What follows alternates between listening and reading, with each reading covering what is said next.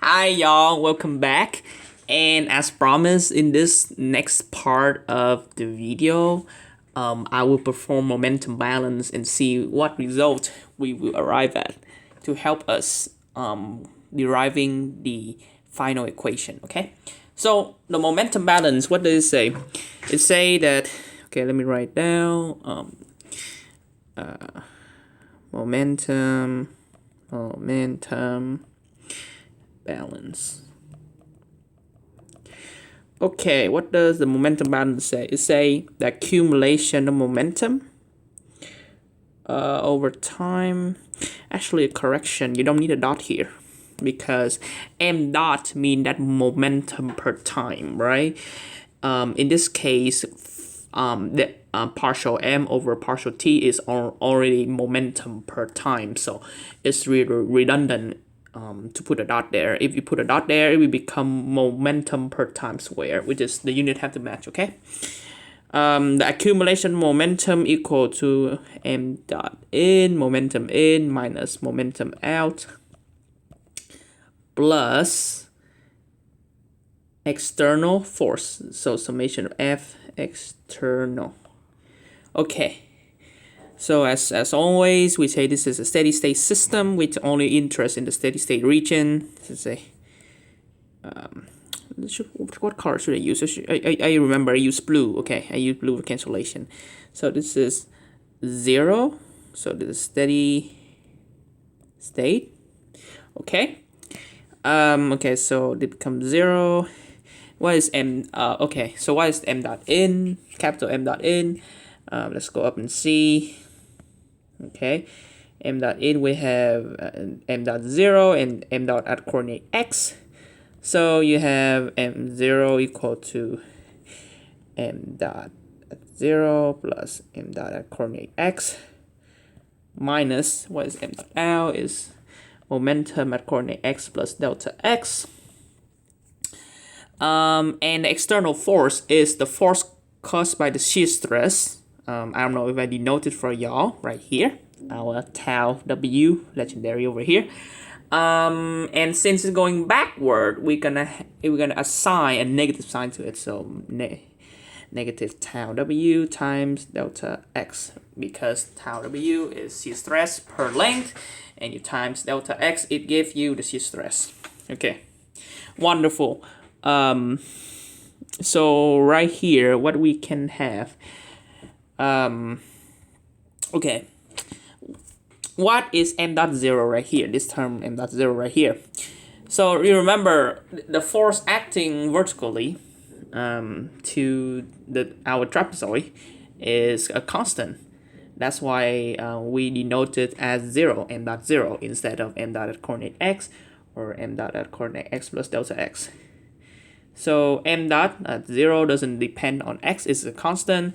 So m dot 0, you can calculate it as a normal equation for momentum, which is mass, m dot 0 times velocity. So velocity in this case is u infinity. Okay, u infinity is the velocity acting over the trapezoid. So this u infinity, u infinity, u infinity, u infinity. Okay, and this is a constant. So you can substitute m dot times u infinity in the above. You get 0 equal, so you get 0 equal m dot 0 times u infinity plus m dot at coordinate x minus m dot at coordinate x plus delta x minus tau W times delta x. Okay, the next thing we're gonna do is we're gonna substitute m dot 0. If y'all recall, m dot 0 is this term right here. So if this term, we do some rearrangement, we get m dot of 0 equal to m dot at coordinate x plus delta x minus m dot at coordinate x. Okay, wonderful. Now we will use this result right here in blue, clear blue sky. and substitute in our m dot 0. So you write 0 equal, okay, I need a better bracket, so m dot at coordinate x plus delta x minus m dot at coordinate x times u infinity plus m dot at coordinate x minus m dot at coordinate x plus delta x minus tau w times delta x. Okay, so for better later on, for better arrangement, I will switch this positive sign right here to negative sign. So let me rewrite it. So 0 equal m dot at coordinate x plus delta x minus m dot at coordinate x times u infinity minus of m dot at coordinate x plus delta x minus m dot at coordinate x minus tau w times delta x. Okay, let's divide everything by delta x. So let me write, let's divide everything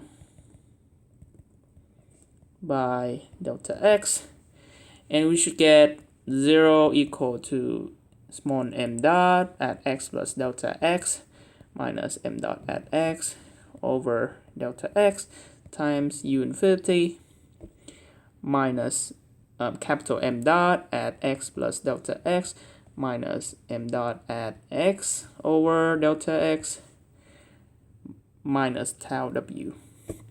Okay, from now, in this case, to apply the calculus, we will take limits as delta x approach 0 from both sides.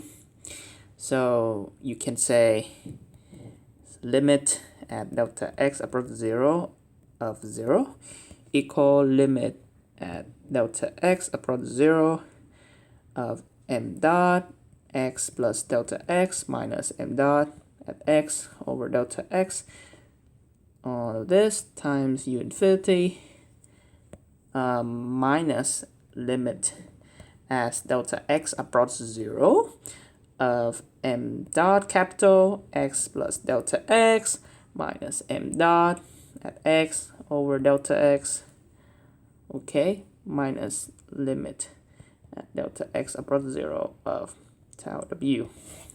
Okay, let's refresh our memory on some calculus. Y'all remember the definition of derivative, so let me write down. So recall the definition of derivative.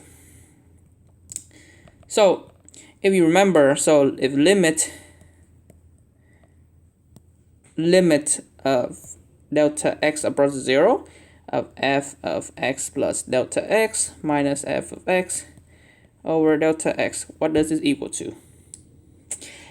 It is df over dx, or f prime of x. Okay, so we can apply this theorem, and also limit delta x approaches 0 of a constant c, let's say that constant is c, equal to c. Okay, we use this theorem, we apply to our above equation, we get 0 equal to, this term right here become dm dot over dx times u infinity minus dm dot over dx minus tau w, right? Because limit as delta x approaches 0, this term right here is the limit of delta x approaches 0 of a constant, and it become that constant, which is delta tau w. All right. To make it look nice, I would do some arrangement. I would put dm over dx times u infinity equal to, if I put everything over here, I put on this thing over here, it become a positive side, so become dm over dx plus tau w. Okay, to rewrite even better, I write d over dx of what? Of m dot times u infinity equal d over dx of capital M dot plus tau w. Alright, this is the interesting part. Y'all remember that we have a term for M dot and capital M, okay? There we go. You remember this equation? So we're gonna use this equation right here to substitute in M dot, and capital M dot is a very scary integral, but just follow the logic. You don't have to worry about it for now. So let me go ahead and substitute in. Alright, substitute from A, you get d over dx of rho times, this is M dot, okay, we substitute it in, times 0 to delta of u dy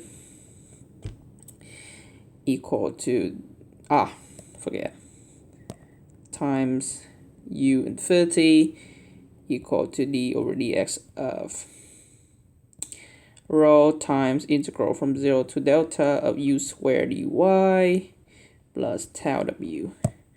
Okay, notice rho is a constant and it doesn't depend on x, so you can put it out. Sometimes putting out is good. So rho times d over dx times integral from 0 to delta of u dy times u infinity equal to rho times d over dx of integral from 0 to delta of u squared dy plus tau w. Okay, I will divide rho both side. Divide both side by rho. Divide both side by rho. What will we get? On the left, we get u infinity times d over dx of integral from 0 to delta of u dy equal to d over dx of integral from 0 to delta of u squared dy plus tau w over rho. Correct? Okay, so now, the reason why rho is a constant because this is incompressible flow. So let me make a note. So incompressible flow. Okay, so this is the equation we arrive at. The textbook, they use a different one. I heard the professor, he used a consistent notation with textbook now, but I will mention it for y'all to make sure. So I will do some change of notation. Okay, so what will I change? U, I will change to Vx, and U infinity, I will change to Vx infinity. Okay, so I'm gonna go ahead and highlight all these in blue. On these terms, blue. Yeah. Okay, so you make that change. Let's see what our equation become. It become Vx infinity times d over dx from integral from 0 to delta of Vx dy equal d over dx of integral from 0 to delta of Vx squared dy plus tau w over rho. Okay, we change it. I'm gonna do it for y'all to see. And this is the equation 8.4 in the textbook. Equation